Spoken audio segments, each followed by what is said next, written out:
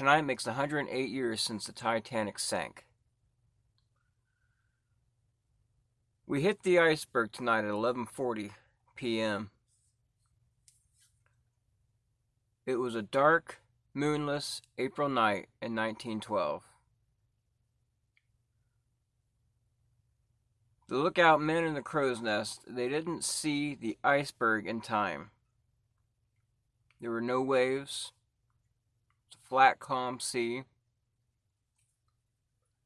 There were no warning signs that they could see of the iceberg approaching. In fact, the type of iceberg they hit was what is known as a blueberg, which is dark, it's hard to see, blends in with the horizon. They didn't actually see the iceberg itself. What they saw was the absence of stars in the horizon, and that told them there was something massive right ahead. Obviously, that's going to be an iceberg. They called, they warned the bridge. They tried to turn. They didn't turn in time. 11:40 p.m. They struck the iceberg.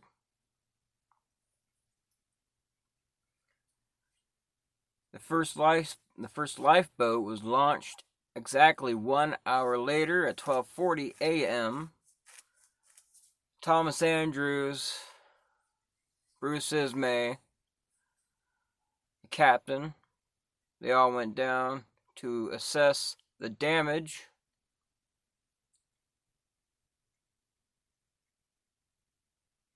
Thomas Andrews realized there was no hope. The ship was going to sink. It was a mathematical certainty. There was no hope. He estimated the ship had an hour and a half.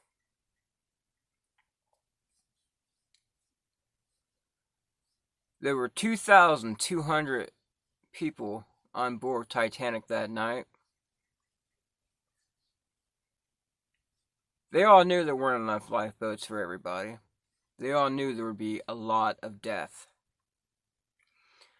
Their only hope was that the wireless operators, Jack Phillips and Harold Bride, would be able to contact a ship close enough to come and save everybody. They did their best. They tried. They contacted several ships, including Titanic's sister ship, the Olympic. Turned out the closest ship was the Carpathia, which was 4 hours away. Like I said, there were several ships coming to their rescue, but the closest was 4 hours away, the Carpathia. Upon hearing that, the captain had a mental breakdown. He roamed the deck of the ship in a daze. He wasn't giving out orders. He wasn't doing much of anything from what I've been reading, what I've read throughout the years. And he pretty much lost it. I mean, prior to this, his career, he said himself, was uneventful. This was to be his retirement voyage. He was going to spend more time with his wife and daughter. He was going to go out on the grandest ship in the world in a hell of glory. I'm sure he had a lot of hopes for the future, for his retirement, for what he was going to do with the rest of his life. That's all gone now. That's not going to happen. His life is over. Not only that, his ship that he was in command of is going to die. Not only that, lots of people are going to die with it, and he knows that.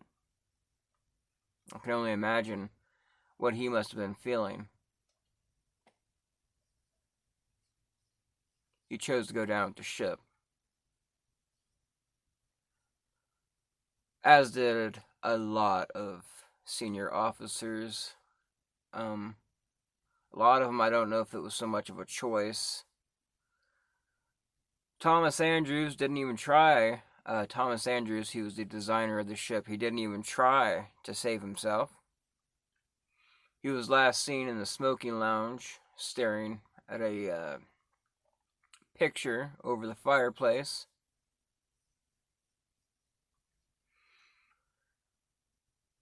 He had to watch his ship die. I can't imagine what he was feeling either. Just unbelievable. And you had the band on Titanic played all the way up to the end. Captain ordered them to play in order to try to calm the passengers so there's not a lot of panic, which there really wasn't a lot of panic. Not a lot of people actually wanted to be on the lifeboats. They would have rather stayed on the ship. That's because a lot of people believed the ship to be unsinkable. And imagine this. You're on this big, beautiful ship that you believe to be unsinkable. They're telling you, the officers, they're telling you, we are going to put you on this little tiny lifeboat as a precaution. They're not being told the ship's going to sink. This is a precaution. They're going to take you out into the fucking ocean. And they'll have you back by morning. Well, it's a cold night. You're on a warm ship. Why would you want to leave your warm, safe ship to go on this little, tiny, cold lifeboat just to be brought back in the morning? You know, understandable. And a lot of people, like I said, didn't believe the ship would sink. It wasn't until later on when all of the lifeboats were gone except for a couple of the collapsibles, and it was very evident the ship was in fact failing. It was going down. There was no saving it. People then began to panic, crowding around the collapsible lifeboats. They were trying to get ready.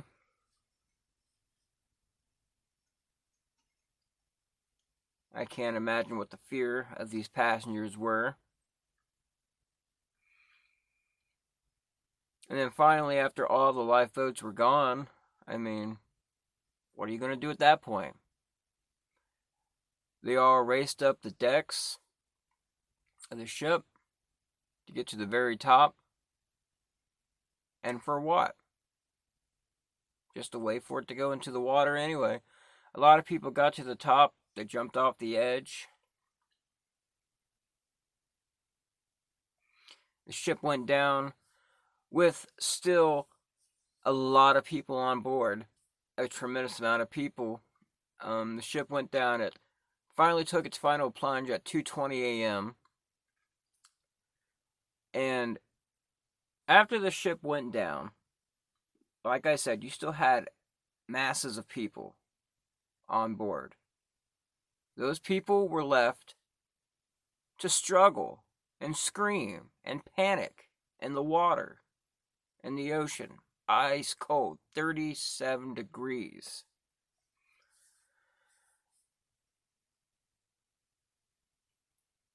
And they screamed and they pleaded for help, asking for the lifeboats to return.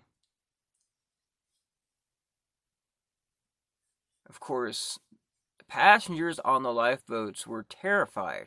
I mean, what are you going to do? You're going to go back? You're going to take your safe lifeboat.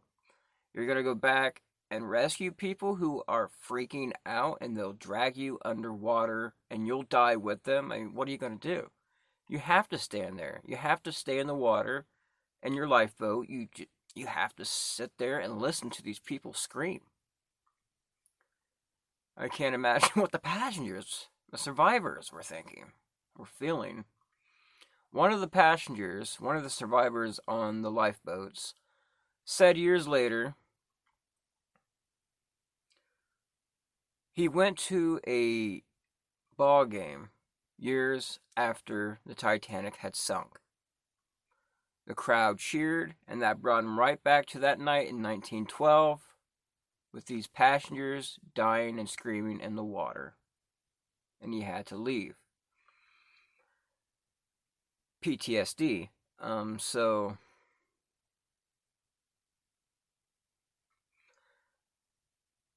which makes I've always wondered, like, what was worse? You're a passenger in the lifeboats, you're a survivor, and you're hearing these people scream. What's worse, though? Hearing the people scream for help, or the silence afterwards, after they all died? Horrible. There were 2,200 people on board the ship when it hit the lifeboat. 1,500 of them died, 705 survived, and they lived with this for the rest of their lives. Just insane. The most senior man on the Titanic was Bruce Ismay, owner of the White Star Line. Since he survived while all these other big name people died, he lived in shame with that for the rest of his life. He was disgraced. People called him a coward. People would not associate with him because of this. I believe he never sailed again after this. So this impacted a lot of people in a lot of different ways. Plus, you had all these people's grieving families. I mean, it's unbelievable. I don't even know. 108 years ago tonight. It's hard to believe it's already been 108 years. I remember when it was the 100th anniversary. I remember before it was the 100th anniversary. Leading up to that and going, hey, it's going to be the 100th anniversary soon. And then that hit, and then, We're separated now by 108 years. That's a lot of history. We've had a lot of things happen between then and now. 2 world wars, the development of nuclear weapons, the human race pretty much melting the fuck down. We have mass shootings on a regular basis now. Since then, we've had 9/11, many different wars.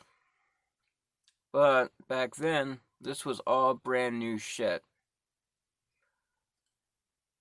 You didn't have horrible things happening in the news every other day. This was probably one of the first major world-changing events that affected the globe. And we've never forgot about it. We still talk about it to this day. What started me on it as a child was the 1997 James Cameron movie, Titanic. I loved that movie. It stuck with me for years. I got older. I researched. I've never stopped. So, let's all spend this day remembering the lives lost on the Titanic 108 years ago.